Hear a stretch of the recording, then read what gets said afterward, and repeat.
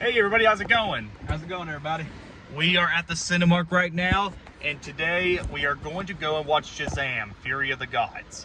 Now, this past weekend, I just moved into my new house, and I have Miller with me, so I'm kind of glad he teamed up with me to go. I'm glad he teamed up with me to go to this movie. I heard this past weekend the movie has bombed at the box office. It did worse than any DC film so far in the DC cinematic universe. But that doesn't mean whether this movie is good or bad. I'm hoping that it does get more attention over time. But anyways, finally got a chance to go see this movie. You guys know you guys know the usual. We will go see the movie, and then I will give you all my thoughts here later. And then Matt Silver's channel will do his later as well. It's on. This is LTM signing out. I'll see you guys later. Hey guys, I'm back. It's LTM here. I just got back from the movie. As you can see, this is my new room. I still got a little bit more things to work on, but this is my new room. Hope you guys like it. So I just got back from seeing Shazam, Fury of the Gods. It was pretty good.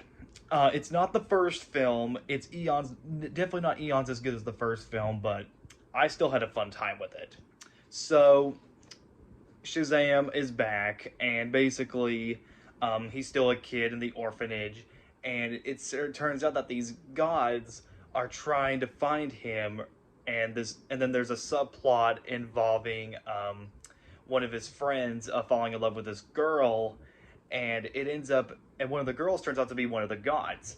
So now it's up to the kids and Shazam to save the world and stop these evil gods from taking over the world. Let's get to the biggest problem with the movie. The movie is way too all over the place. Really disjointed and really inconsistent. I could not follow, like I said, it was really hard for me to tell you all the story because the story is just all over the place. I can barely tell you what happens in it. The movie was way too long, I will say that. It did not need to be over 2 hours. I don't remember how long the first movie was, but at least the first movie didn't feel that long. It was fast-paced, quick, and much funnier.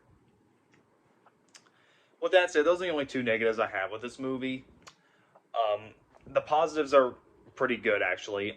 The humor, while not as funny as the first film, there are still a decent amount of laughs in this, mostly near the end. I do like the acting for the most part, and the soundtrack. I did like the ending. They almost screwed up the ending for me a little bit because they were gonna do this one thing, but then it's like, oh, here we go. That it's that kind of ending, which I won't spoil what it is, but it could have been different, if you know what I mean. I really do like the performances, which I've already mentioned, the acting. I wished it could have been a little bit less convoluted. We did like maybe if there wasn't so much going on in it, I would have probably followed it a little bit better. But that's just me. I do like the action in it. It's really fast paced, just like the first film, and there is a lot of fun stuff in it. It's kind of this one's more. While the first one was seen as a superhero action packed adventure, this one I describe more as a popcorn flick. A movie just there to watch the visuals and the action and the giant monsters. Which, by the way, there are giant monsters in this movie at the mostly near the end.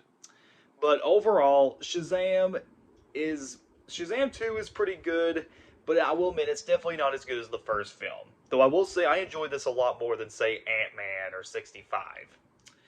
I give Shazam a 7.5 out of 10.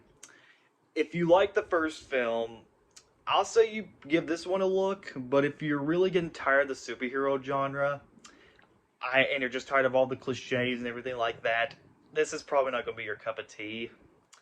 Though I do understand why this film did bomb pretty badly. For those who didn't know, Shazam 2 became the lowest grossing film from DC for the DC universe and it performed worse than Black Adam, The Suicide Squad, and Wonder Woman 1984. Though those last two got a pass since technically those were released during COVID. But this movie did worse than Black Adam on its opening weekend, and it don't look like it's going to make its money back. I'm sure it will, but it'll probably just be seen as a flop.